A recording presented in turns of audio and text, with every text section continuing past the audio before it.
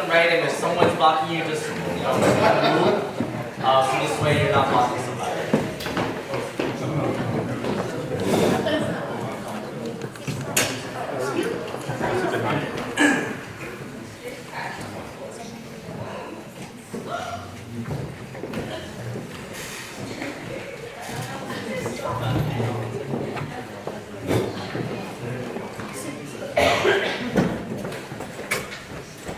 Alright, so a little bit about myself. My name is Lester. I've been doing youth ministry for 15 years, and I worked for Redeemer and also at Newtown Church before. I currently am a church planter, and I work a lot with seniors at Townsend Harris, Brown Science, and also Crew and into varsity for colleges. So those are my main things with youths, and for worship, for praise, music, that's what I like doing on the side, where we get to empower and develop people with musical talents. I am curious though, how often do you guys do these workshops? Is it often or no? Never? Alright, so I have a couple of rules. If you guys are going to speak, I will ask you to leave. If you do need to move around, please leave. Don't distract somebody next to you, or I will call you out. Not out of anger, but because you're a distraction. Okay? And lastly, I was just wondering if you guys can go through something with me. If I were to ask you what worship means, what is the first thing when it comes to church context? Worship. When I say the word worship, what does that word mean to you? Just scream it out. Praise God. Praise. Right? So a lot of times we have praise and worship. These two words are put together. Great. What is your name? 讲中文讲英文。没关系。就讲中文好了 Andy. Okay, how are you? Thank you. Okay, so a lot of times we do have a lot of praise and worship. These two words are put together, right? What else do you think of when I say worship? Just scream it out. Huh? What else do you guys think of when I say worship? Music. Thank you. Your name? Hi. Thank you. What else? Thomas, worship. Psalm 150. Okay, thank you. Where's my shirt? Okay, cool. What else? Worship. Yeah, praise. Say that again, June. Different ways of praising God. Okay, so again, we have this word praise and worship that comes back and forth again, right? What else do you think of? Yeah. Excuse me? Rhythm. Yeah, when you were playing the piano before, a lot of rhythm, right? So you're thinking about worship through rhythm. It's a lot of musicality to it. What else do you guys think of when I say worship? We sing God heart to heart. Heart to heart. Your name? Lily. Nikki? Lily. Lily. Hi, Lily. How are you? Heart to heart. Great. So there's something emotional about it that needs to be incorporated to worship. What else are you guys thinking when I say worship? Excuse me? Say that one more time. It's something from the whole comments. Oh, lifestyle? Huh? Lifestyle? Lifestyle. Cool. Alright. So that goes into like your will and how you are going to portray your lifestyle, right? If I were to ask you guys, what is your church mission statement? Do you know? As a cell church, we believe that each believer play a role in building the church through, and do you know what your first thing is? Worship. And a lot of you give me this word worship as in like there's musicality to it, there's rhythm to it, there's some kind of feeling to it. But I would like to debunk this because a lot of times churches, when we hear worship, we think of praise and worship. So we're going to go to church for praise and worship, right? And a lot of times when you hear that, praise and worship becomes music. It becomes, I'm going to go to just sing. So, hey friend, let's go to worship. And they're thinking, oh man, I hate singing because I have no idea what that means. I'm not a music person. So I just want to at least go back a little bit more and just unpack this word worship. Okay? So when you're with me, I always will ask you to take out your phones or your notebooks and you're going to jot down 3 points with me. I will always give you 3 points, so this way if I ask you tomorrow or next week, you will remember. And trust me, it works. Okay, so if you can take out your phones for the younger people, if you don't have notebooks. For those who are more comfortable with pen and paper, please do just jot it down.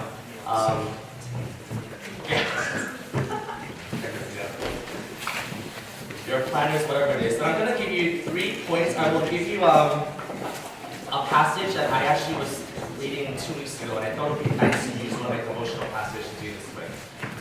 So it's going to be taken out of Psalm 95, the entire chapter. And I will give you 3 points. Your topic obviously is worship. Okay? What is worship? Why should you worship? And how can we worship? So what is worship? Why should you worship? And how can we worship? Psalm 95. What's the first point? Second? And third? Okay. Worship is an act that engages your entire being. Okay? And I'm going to go into that more once we read Psalm 95.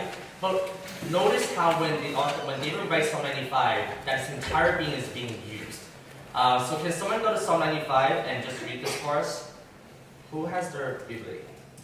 Your Bibles. Again, if you guys don't have one, your phone should also have an app called YouVersion. YouVersion is an app that has all the languages in the world. You can also download it all offline or online, but it has everything. If you want a more literal translation, you can use ESV or King James, which is very literal. The more modern is ESV, English Standard Version. If you want more contemporary translation, NIV is fine. And a very, very literal version will be the Message. So it's really up to you guys what you like, but YouVersion is an app that you can download, and it will give you everything in the palm of your hand. So you have no reason why you're not reading your Bibles anymore. Alright? Who is at Psalm 95? Thank you. Okay. Yeah. O come, let us sing to the Lord. Let us make a joyful noise to the rock of our salvation. Let us come into his presence with thanksgiving. Let us make a joyful noise to him with songs of praise. For the Lord is a great God and a great King of all gods. In his hand are the depths of the earth. The heights of the mountains are his exalted. The sea is his, for he made it, and his hands full of trial. O come, let us worship and bow down. Let us kneel before the Lord, our Maker. For he is our God, and we are the people of his pasture, and the sheep of his hand. Today, if you hear his voice, do not harden your hearts, as at Meribah on the day at Massah in the wilderness. When your fathers put me to the test and put me to the proof, though they have seen my work, 40 years abode that generation, and said, they are a people who go astray in their heart, and they have not known my ways.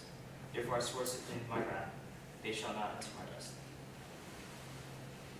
Why don't you guys read that to yourself, and when you're done, just look up.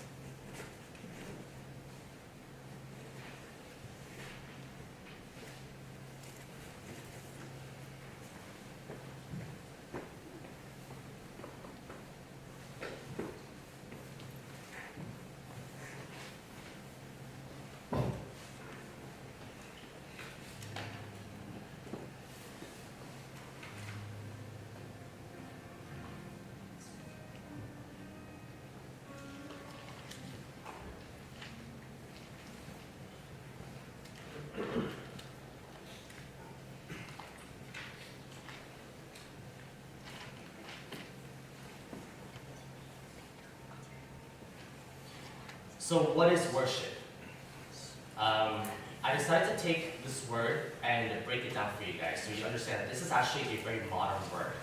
Worship is actually 2 words that is broken down from Latin roots. Okay? So worship is worth-shape.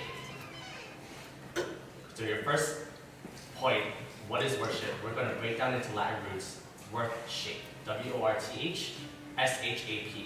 So when you look at worth-shape, that's where you get this word worship from. Alright? So when I am going to shape my heart to the worthiness of something, that is what I worship.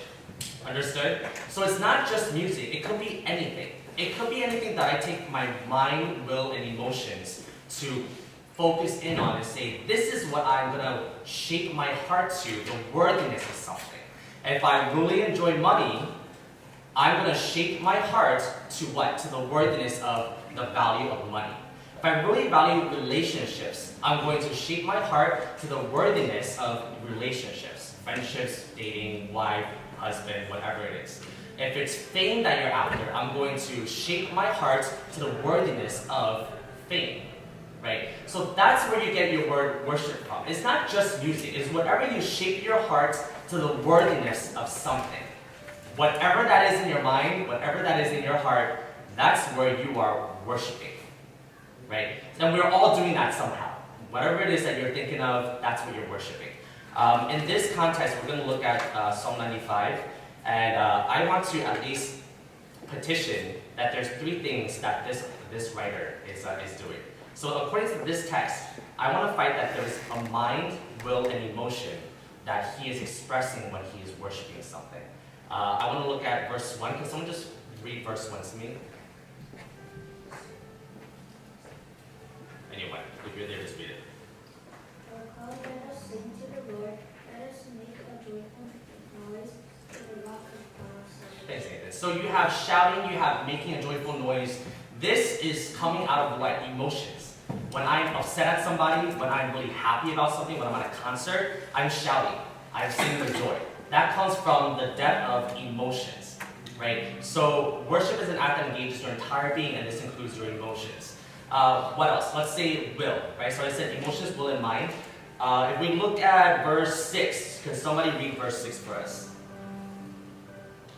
Oh, come, let us worship and bow down. Let us kneel before the Lord our Maker. Right. Okay. Submission of kneeling is an act of your will. Right? So it's not only just your emotions, but now I'm in action of submission. When you have submission, that is an act of your will. So it's not just thinking about something, it's an outward expression of something. All right? And let's go into your mind. Let's verse 8. Somebody beat Nathan to it. Do not harden your hearts as at Meribah, as one as on the day at Masah in the wilderness. Yeah. So this is a part where he's asking to think. Meribah was a time when, I don't know if you guys remember Exodus, but Moses was coming out, and then now they're quarreling. They're basically just complaining about, oh my gosh, Moses, like, you told us to do all these things and nothing's happened. We're still not this promised land. So then now there's this time of quarreling, right? So Meribah is this word of where Moses basically named it, says this is a place of quarreling. So here's God reminding them, hey, like, you need to think a little bit more. I have proven myself to you to not quarrel. You don't have to complain. You don't have to worry. I've already proven to you, so stop quarreling. Think. Think about what I've done. Think about what I've done in the past already. Right? So here's your what is worship? And worship will encompass your mind, will, and what? Emotions. Thank you. I'm so glad you guys are listening. Okay, so it will always encompass those 3 things. When you're coming to church, you're not just singing, right? It is an act that engages your entire being. It is a worth shape of something, right? And we'll go into that later on, obviously. But I need you to understand that when you're worshiping, it should encompass these 3 things. And you will find this over and over again in all of your songs. Whether it is a very long song, a very excited song, or a very sad and depressed song that King David will write oftentimes when he was exiled. Right? So you see a lot of this over and over again, that they're worshiping through mind, will, and also emotions.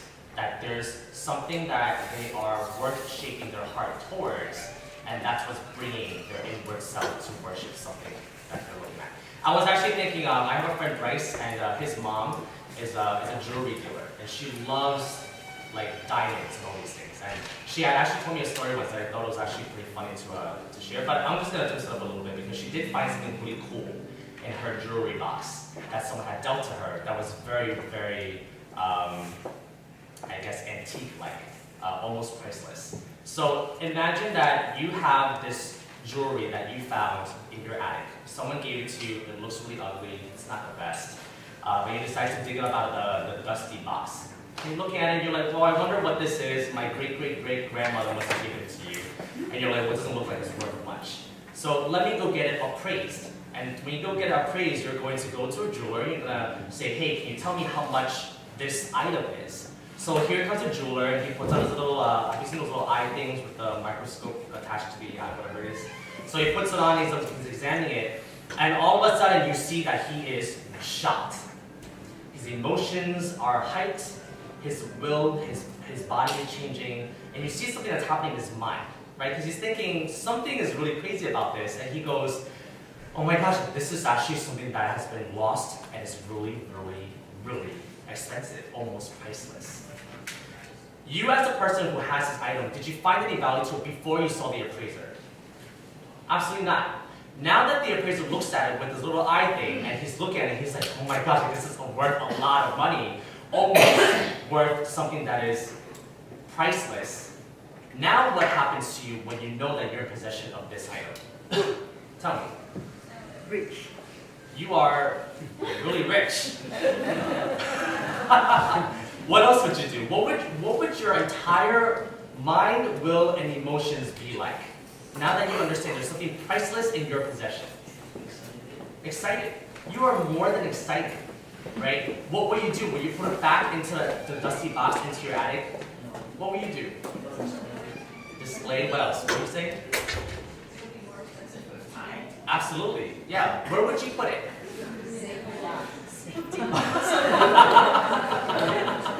Under the bed. Under the bed. You're. That's not where you put the money. Yes. Chinese way of putting money. Is that where you hide your money now? We should put within the wall. Within But the wall. absolutely. Comfort wall. Yes, you hide this, and you know now you have value to it. You're not going to treat it as if it is worthless, right? You're going to treat it as if it is worth everything and anything in the world, because now it is priceless, and it is in whose possession? In your possession.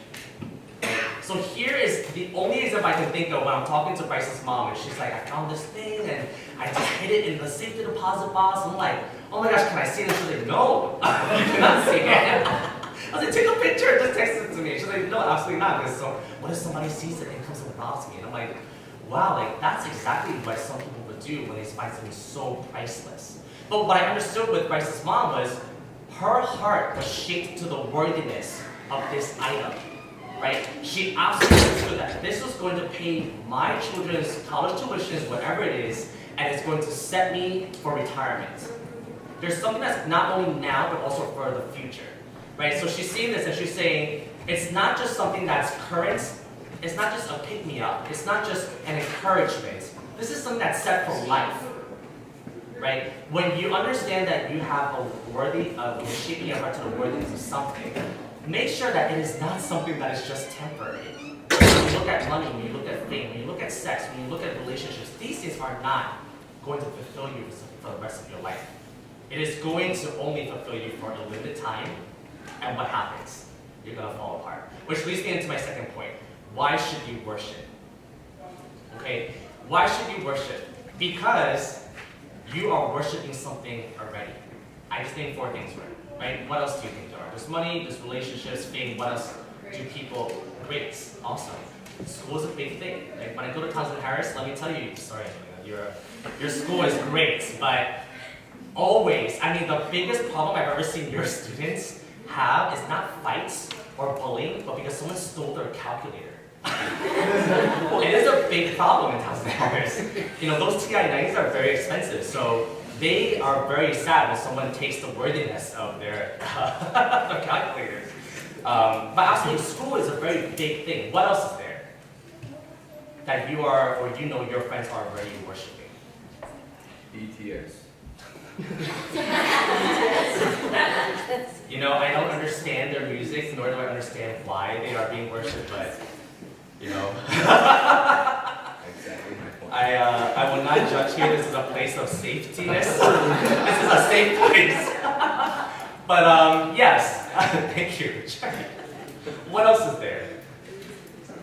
Your phone, absolutely. You're always on your phone, not you. People are always on their phone. I understand this, but always on their phone. They're always checking what? social media, your Instagram, your social media, your Snapchat, Facebook, Twitter, Google Plus is now, it's amazing that that's making it. Subtle Asian traits. Yes. Oh my goodness, the memes that you invited me to. Thanks, Kevin. I had to read It's insane. So there's so many things that people are worshiping already. So why should you worship? Because you are already worshiping something. And whatever that is, I guarantee you it's only temporary. Right? Your subtle Asian traits, it's not going to be there long because someone else is going to come along and do something else. Right? Your money that you have, it's not going to stay there very long because someone's going to take it, you're going to lose it, moth is going to get away, or you will die, or someone's going to go away. Right? It will happen. What else? School. School's not going to be there forever. What's going to happen with that? You're going to graduate, and then what? No more school. Right? Work. You might lose your job. It can happen. You might have the meanest boss in the world. Not worth it. Relationships. Right? People date for a long time, and they fall into sexual temptation. Then what? You bring that to your marriage. You might not get married. You act like you're married when you're dating. This is stuff that you need to think about. You're already worshiping something that is going to give you temporary joy. Right? And joy, by the way, is the actual fulfillment of happiness. Right? So happiness is a counterfeit of joy. Happiness is temporary because it's saying, this makes me feel good now. I can't wait to get this bubble tea because it's going to make me happy now. Right? What's going to happen is the next best thing is going to come is going to be the cheese froth bubble tea that everyone's crazy about and Flushing. And the bubble tea store from Quickly or Fade Out, whatever it is no longer popular because someone else, Happy Lemon, is going to come up. Right? You have all these things that's all temporary, and what happens? Because you're already worshiping these things, and why do you think you're not happy in life? Well, because all these things are temporary. Ultimately, we all have a finite tick in our hearts, right? What's the ratio of death? 1 to 1. All of us. And we'll die. Right? But somehow we're being fed this lie from saying that you will live forever, so worship these things. Worship money. Go ahead and worship relationships. Go ahead and worship fame. Go ahead and worship your school. Because you have all the time in the world. And that's what he sells you. And then what happens is, well then time runs out, and you've been worshiping the wrong things your entire life. So why should you worship? Because you're already worshiping something. Right? It's important that all these things are distorting your life. So if I were to ask you, I love counseling, so I went to school for counseling, and it's interesting for me to see, when people worship, let's say, money, what happens. So let's play this out. Look at TV, look at movies, your friends, your parents even, look at yourselves. What happens to someone who worships money for the rest of their life? Tell me about the character, break down the assessment. Someone's character assessment. They get visited by the ghost of Christmas past. Sure. The Scrooge. Future. Yeah, that's a great movie, right? Well, ultimately, he was not a joyful person. Right? Really, really unhappy. What else happens to this person? Assess this person who loves money. The more money you get, the more you want. Yeah, you want more. Right? If only I can have more money, it can help me with this problem. If only I have more of this, it will help me with this problem. And then you fulfill it, and then it becomes bigger. If only I have more of this, it will fulfill me with this problem. Right? What else happens? Assess this person. What else happens to this person? You get paranoid. Paranoid, because not everyone's out to get them. Absolutely. Let's look at fame. What happens with a person who is so after fame and has a worship of fame? What happens to this person? Assess this person's character and personality. They become what? Yeah, very cocky, right? What else? They can get over the fact that the career is over, so Yeah. they keep coming back with new reality show. Absolutely. Because now nobody, once it runs out, they will feel like, oh wow, no one else is going to be watching this. I need to create something more. Right? Absolutely. What else happens with fame? Say that again? Oh wait, no. I was just saying about the reality shows. Yeah. Alright, what else? What happens with fame when you assess this person? Recklessness. Recklessness. Why? Because they feel like they're famous and can get out of anything. Yeah. Or it's just gonna help boost their name. Absolutely. What is your name? Jordan. Awesome, Jordan. Thank you. Very unfiltered. I love how you speak. What else?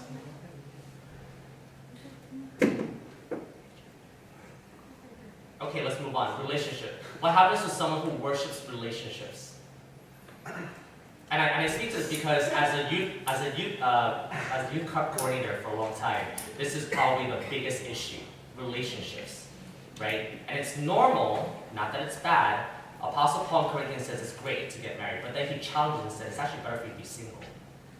And I just wonder why, right? So what happens to somebody who worships relationships? And don't be stuck with just marriage or dating. It could also be friendships, right? What happens to someone who worships relationships over and over again? That they put the worthiness of relationships and shapes their heart to it. What happens to this person? You become dependent on the other person. Absolutely.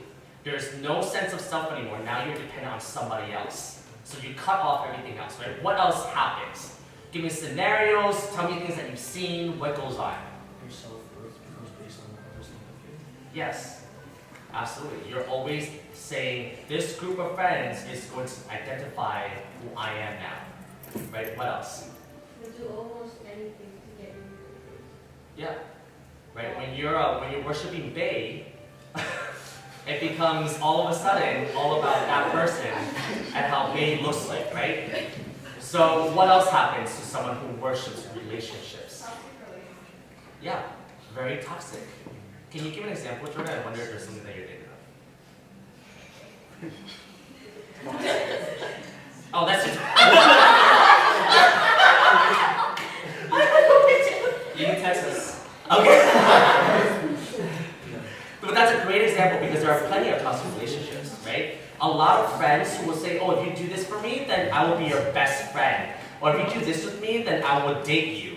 Or if you do this, then I will be the best husband or wife to you. Very toxic, right? All of a sudden, this person becomes who? Becomes your idol. So now you are shaping your heart to the worthiness of now not just money or fame, but also people. You are already worshiping something. This thing is your God, right? So now I want to at least divert you away and go into how you can worship, right? So at least understand that you have a problem. I have a problem. We all have a problem, right? When I break down what worship means, you look at yourself and you say, I'm not doing that. Why? Because the problem is I'm not worshiping something that's eternal. I'm worshiping something that's actually very temporary, right? It's not going to be something that's eternal. So I'm going to go into 2 things. There's actually 8 things that I thought of, but I will not go into all 8. But I will just do 2 things with you on how can we worship. All right? Because now we understand that we have an issue. We have an issue that our worship is towards things that are very temporary, right? We are not treating God as if this is this gem that we found in our attic. We are no longer treating something that is as if it is of value, right? We are no longer saying that this is an act that engages my entire being, which was what? Mind, will, and emotions, right? I'm putting that into something that's temporary now. How can we worship? So 2 things that I want to do is truth and community. Truth, in verse 8 that we just mentioned, right? That's when God is saying, hey, think. I need you to think about what's going on. When I think about all of the people that I've ever encountered, there's hundreds of people that I cannot remember. But what I noticed that when it comes to religion, what happens? They pick and choose, right? So when God says, obey the Sabbath, keep it holy. Sabbath, by the way, does not mean Sunday. It just means a day that is being of rest, right? It just so happens that we choose Sunday in America because that's when you have your weekend and it's also the 7th day. So it doesn't have to be Sunday, but it is a day that God has not just rested but ceased. The reason why I say rest is because I feel like when people say rest, it is saying that God was tired and God does not get tired. He ceased. So your King James Version uses cease rather than rest. So there's a day when you cease to work and you say, I need to just dwell in the presence of God, and because we're humans, we need to rest in Him, right? The truth is, what happens is when you're with, let's say people in school or at work, and you talk about Christianity or you can talk about other religions, what happens these days? They go, I like this part of Buddhism, and I'm going to take it out and I'm going to put it into my jar. And I really like this part of Christianity. I'm going to put it into my jar. But the rest of the stuff I don't really enjoy. So when it tells me that I should not have sex outside of marriage, I don't like that. Let me just remove that, and I'm going to choose another religion that says I should be happy with whatever I want to do to please my body. So let's choose that and put it into my little container. When it comes to pleasing yourself with money, not all religions are all for it, but some are saying, let's say New Age religion, make yourself better. Think about yourself. It's all about you and your happiness. So whatever makes you happy, do it. Oh wow, now they're saying New Age religion, great, let me take a little bit of that and ignore this part of this religion, and they're going to start putting different things together. And this is what happens in your generation, right? Millennials and Generation Zs are now all about information. So you're going on social media and you're saying, wow, look at all these different things, and I'm going to pick and choose what I like, and I'm going to put this into my little religion box, and now this is who I am. Well, I'm warning you that when you do that, you are no longer part of a religious experience. You are your religion, right? You're creating a God who will not fight you. You're creating a God who will never disagree with you because you are it, right? You're saying, I like this part, and because I like money, it's okay because New Age told me that I should feel good about myself. I will always be peaceful and never tell people how I really feel about the wrongness. A lot of times when it comes to being going into conflict or spurring one another. You see that in Hebrews 10:24, right? You have to spur one another. This word spur is not a very gentle word. Do you guys actually know what a spur is? Isn't it that anything? It's actually a really gruesome picture. Your boot. Yeah, the cowboys take from the back of their boot, it has this metal star, and they take it and they jab it in the side of the horse to make it run fast. So that's why when they go giddy up, their feet go like this because they're hitting the back. It's actually really terrible. And what do they want? Hopefully they don't do that anymore. I don't think. But they still do that now? Without the spurs, yeah. So it's actually pretty gruesome that the author of Hebrews is saying, spur one another. Not use gentle words. When somebody is doing really terrible things, you're not supposed to go, I really encourage you, that's a great thing that you're killing people. I'm so happy. Not that Kevin will do that. But you need to be like, no, what's your problem, bro? Stop doing that. Yeah, so it's a very interesting thing that you must spur one another. Obviously, it ends that verse with you spur one another in love, right? Which is another word that you guys have to study later on. But when you spur one another, it's actually not a very comfortable thing. A lot of Asians do not like that because we're raised to be meek. We are raised to not speak your true emotions, right? So when I'm dealing with cultured groups, a lot of it comes and they translate it differently in the Bible, and then they dismiss it because they're saying, I can't do that. I cannot tell my parents that what they're doing is wrong. I cannot tell my loved ones that that is a sinful act. I cannot tell this person that this is a problem because it's going to cause what? A conflict. We're all about unity and peace and trying to be smiley, and then it's always about not saying anything negative, but then when you go home, you always say something negative. I don't know why. But so it's a really big problem, right? So you have to think about, you cannot pick and choose what you like in certain religions. When it comes to worship and how you should do it, look at the truth, right? Don't let it be you as the religion and you as the God, because then you will never be disagreed upon. God is actually like a parent. Not so much like an earthly parent, but a God who actually loves you. When I say that, it's because not all of our parents love us to the point that we think they should. We all have problematic families. We have things that we feel like, I wish that our parents didn't do that to us. But when you think about the Heavenly Father, that is your perfect Heavenly Father, right? And that is the God who absolutely loves you, and He will also conflict with you. I was sharing this last time at our Sunday school group that sometimes receiving a gift is not always the best, right? So when you think about Christmas, Jesus came as a gift, right? We always know that Jesus is the gift, it's a beautiful gift, blah, blah, blah.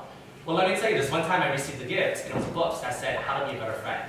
And I was like, oh, this is a terrible gift. But what is it saying about me? It's saying that, Lester, you're not too sensitive, right? There's something about me that's very harsh, and I am pretty brash sometimes. But I understood that my friend that was in my community group was telling me something that was true about myself. When you're prideful, you will not know. It's like Carl said. No one ever came to me during counseling and says, Lester, I have a big problem to talk to you about. I'm really prideful. No one talks about that. They talk about how mad they're somebody, they talk about their parents, their families, whatever. But pride is such a common thing that you don't smell it. Right? Same thing when it comes to your sins. You sometimes do not know your sins because you think you're perfect. Because what are you doing? You're picking and choosing things that you want to hear. And you're saying, oh, I'm actually not that bad. Right? But not all gifts are great. When Jesus came and he presented himself as a gift, it actually wasn't a great thing. All of you should be offended because he came and said, you are not up to par with me because you are so sinful. You are so broken. You are so different from my Heavenly Father that I cannot be in communion with you. But the only way for me to do that is to be the perfect sacrifice so that you may now cross over. Right? You may now do community with me. So that's the second part of this, which is community. How can we worship? You need to do it in truth. And second part, also you do it in community. Right? I was reading this book by C.S. Lewis. I know that your pastor talks about him a lot, and I also enjoy C.S. Lewis often. And this is this book called, where is this? I just want to read you a little excerpt from it that I took. It's called The Four Loves by C.S. Lewis. And I don't know if you guys know who he is, but he's actually the writer of The Language and the Wardrobe, which a lot of you have read in school. But he's also a really good writer, J.R.R. Tolkien, who wrote the book Lord of the Rings. So just to give you some creds of who this guy is, so whenever your pastor talks about him, he's not some no-name person. He's actually very famous. He knows the writer and author of Lord of the Rings, both Catholics. But I'm just going to read something that he wrote, and this is about he and his friend had a third friend, and this person had died. And he's expressing his emotions of community. So this is what he writes. In each of my friends, there is something that only some other friend can fully bring out. By myself, I am not large enough to call the whole man into activity. I want other lights than my own to show all his facets. Now that Charles is dead, I shall never see Ronald, which is Tolkien. J.R.R. Tolkien is Ronald Tolkien. He has a name? Yes, Ronald Tolkien. I shall never see Ronald reactions to a specifically Charles joke. Far from having more of Ronald, having him to myself, now that Charles is away, I have less of Ronald. I thought I was going to have more of him. In this, friendship exhibits a glorious nearness by resemblance. So heaven itself, where the very multitude of the blessed, which no man can number, increases the fruition which each of us has of God. For every soul, seeing him in her own way, doubtless communicates that unique vision to all the rest. Okay, so it's a little bit complicated, but what he's saying right now is saying he and Ronald, which is J.R. Tolkien, the writer of Lord of the Rings, always hangs on another friend called Charles. They were together often. And he thought to himself, well, if Charles dies, not that he hoped for it, I'm going to get more of Ronald, because now Ronald's going to be with him more and more. But he said that's actually not true. Because now that Charles is dead, I'm getting less of Ronald. Because why? Charles was able to bring out something that Ronald has that C.S. Lewis could not bring out. Do you guys understand? When you're in a group of friends, there's something about different people that can bring out a specific being. It is a fullness of someone because in a community, you're bringing out different facets of somebody, which is why he was talking about different facets, right? So when you act as if you're on your own and you're not in community, you have no idea what it means to worship. And I will prove it lastly with this passage. Where do you see community in Psalm 95? Just go through it and tell me, where do you find community?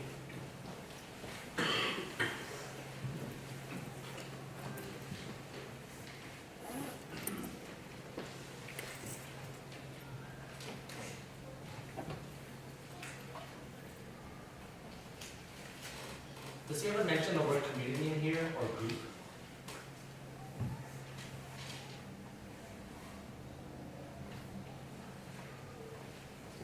Does he mention friends? He said like us.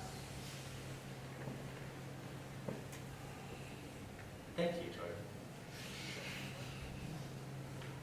It's really hard to find. It's us. It's we. Right? Look at the first one. Come, let us sing. Then let us shout. Then two, let us come. Let us see. Verse 6, come let us bow down. Verse 7, for he is ours. You have all these things of community that's related in here, right? Though you do not hear the word koinonia, which is your Greek word for community, you can see that this person is talking about groups of people. I cannot worship God without a group of people because there's other things that people can bring out of me when I'm worshiping and worth shaping myself to the God of the universe. Right? When you're in a group, that's when you can actually catch yourselves and say, hey, like, you actually don't act like this. You're only like this when you're with your parents or with your boyfriend, with your girlfriend. But when you're with me, you're definitely not like that. So what's the deal? You know? So when you're with a group of people, worship becomes so much more powerful that you're not doing it on your own. Right? So community is so important when it comes to worship. Okay, community is so important that it's not only found in verse 95, but the God that we worship is always in community. And I'll prove that to you because God is a God of what? Oneness or what? What is He? Multitudes, right? He is a God of God the Father, God what? The Son, and God the Spirit. You have this triangular group, right? And I know sometimes churches explain this a little bit differently. I do not like it when people talk about how, oh, it's vapor into water into ice, because those are very separate elements. Whereas you need to think of God as someone who's very together. And the only way I can think of it is if you think about perfect dance. Have you ever watched like America's Best Dance Crew or some kind of choreography dance? They are always working together. My parents love ballroom dancing, right? Not that you dance in threes, you dance in twos, or you do choreography hip-hop, it's like a bunch of people, right? The Trinity that we believe in is three beings that are separate, but together because they dance in this marvelous, glorious holiness that you and I cannot understand.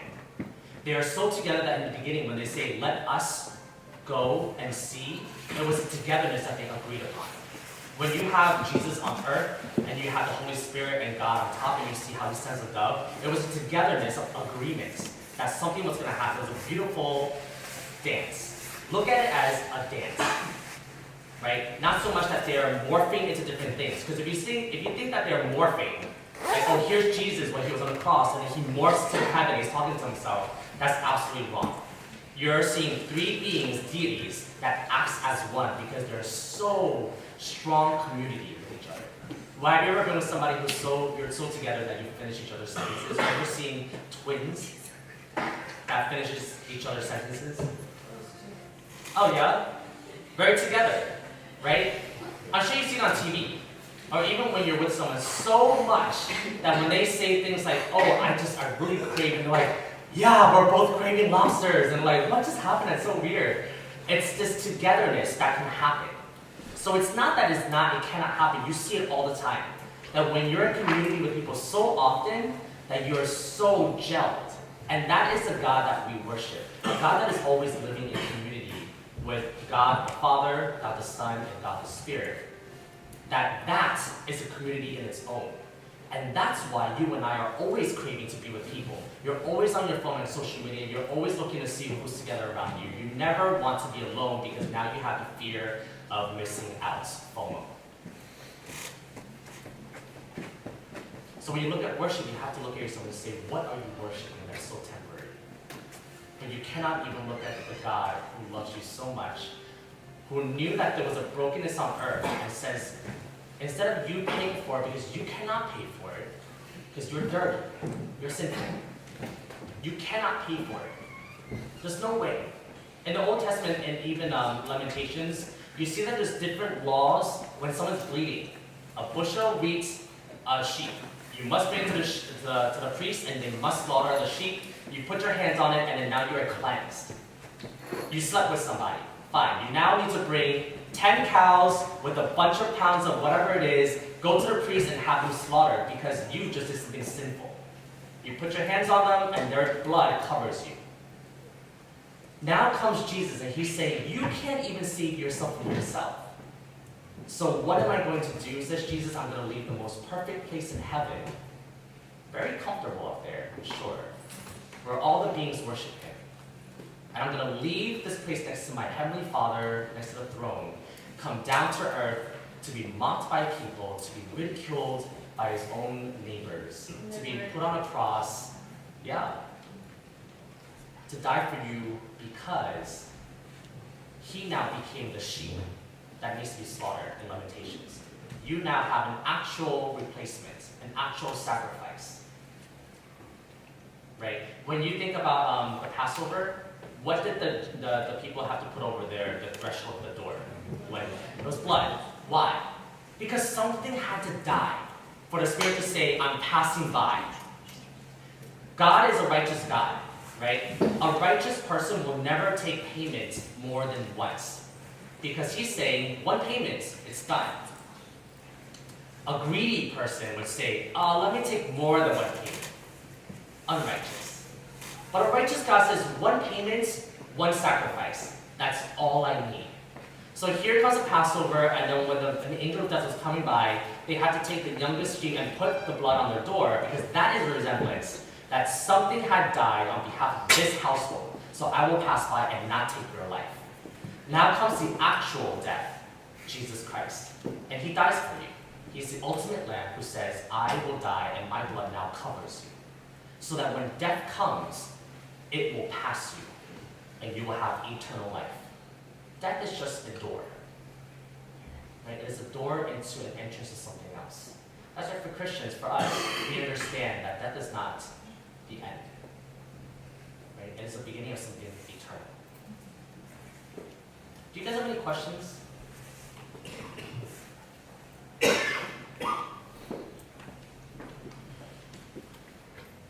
I enjoy questions, or else I feel like you guys fall asleep. So what was our first point? Second? And lastly? Okay. I will end here. If you guys have questions, please feel free to Facebook me or email me. I'm very readily accessible on social media, except for actually only Facebook or email. So you're more than welcome to do that. Any questions? You sure you guys have nothing? Anyone thinking about something? Just scream it out. I'll give you 5 seconds. Okay, I have a question. Thank you. So we emphasize on the worship in the community, right? Can we also talk about a personal worship Absolutely. stuff? Yeah. So that's a great point. Worship is not just community. You need to have your own set of worship as well. So when you're at home, you should understand that you need a devotional times, right? Like you're spending time with God, with someone who loves you. So when you think about Jesus and God when he was on earth, there was a lot of praying between him and God. Right before he was going to Golgotha, he was praying for hours and fasting. You need to make sure that when you find value of a gem, like the one in your attic, you are going to be worshiping that item, right? You might call your friends, you might not, but you yourself is going to say, I'm going to completely focus in on this thing, because it is priceless. When you understand that Jesus is this item, and it is priceless and worthy to shape your heart towards, then you will have individual worship. So absolutely, your personal worship time is important. You must read your Bibles, you must do that. But it's not alone. There's no such thing, guys, as a lone Christian. Right? No such thing. Because if your God is not a lone God, and he is a community God, you yourself cannot be a lone Christian. Yeah. Any other questions?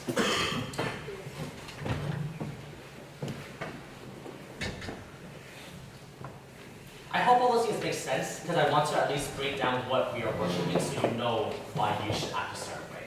Or else worship for you will just be another task. You don't want that. You don't want to come here on a Sunday and be another task for you. Because God's saying you no longer want to do that. I took away all your tasks. Don't let worship be another task for you. Coming here on a Sunday is not a chore. If that is, I encourage you guys, don't do it anymore until you find out what's going on. Because what's going to happen is during your vision right now of harvest, of trying to expand, you are not going to be feeding people your crap. I'm serious. Right? When you understand that you are not fully replenished and you want to grow harvest, well, guess what? Someone else is going to come and drink out of your fountain. And your fountain's been stagnant because you weren't coming from God. You weren't having a relationship. So now they're going to drink from this, and then you're going to endanger somebody else. I encourage you guys, if you're not understanding why you're here, ask about it. But if you treat it like a chore, think why. think about if you're worshiping something with your mind, your will, and with your emotions, and what you are shaping your heart to the worthiness of something.